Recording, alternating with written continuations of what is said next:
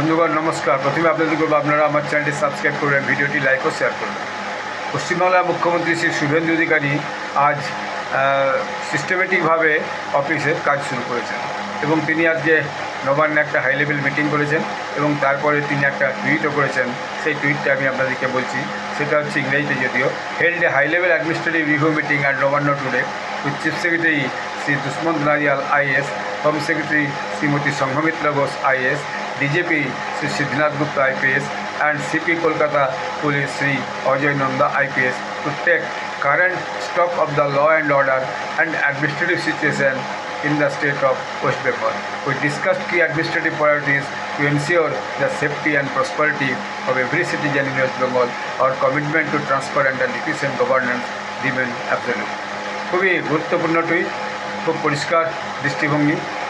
90,000 লোক এর মধ্যেই এই টুইটটাকে দেখেছে, 6,500 লোক এই টুইটটাকে মানে লাভ করেছে, অর্থাৎ আপনার লাইক করেছে এবং 307 জন সেটা রিটুইট করেছে। এইটা এবং তাতে 380 জন আবার বিভিন্ন কমেন্টও করেছে। আমি আর কমেন্টগুলো পড়ছি না, কারণ বিভিন্ন জনের কমেন্টের তো কোনো শেষ থাকে না। তো যাই হোক, একটা বিষয় হচ্ছে ট্রান্সপারেন্ট গভর্নমেন্ট হবে, সমস্ত মানুষের সেফটিকে গুরুত্ব দিয়ে কাজ করা হবে। আগামী দিনে সমস্ত নাগরিকের উন্নতির জন্য চেষ্টা থাকবে সরকারের পক্ষ থেকে। এই কথাগুলি তিনি পরিষ্কার করে বলেছেন, অর্থাৎ আগামী দিনে সরকারের কী রোডম্যাপ হবে সেই রোডম্যাপটা খুবই পরিষ্কারভাবে তিনি কিন্তু আজকে বলেছেন। এবং সরকারের যে সবচেয়ে 4 উচ্চপদস্থ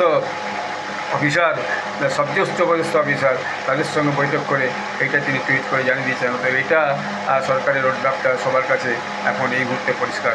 আগামী দিনে এই ডেলিভারিটাই হবে চ্যালেঞ্জ এবং আশা করা হয়, সবাই আশা করছে পশ্চিমবঙ্গের মানুষ, যে তারা এরকম একটা প্রশাসন চেয়েছিল এবং এরকম একটা প্রশাসন আগামী দিনে তারা দেখতে পাবে। ধন্যবাদ।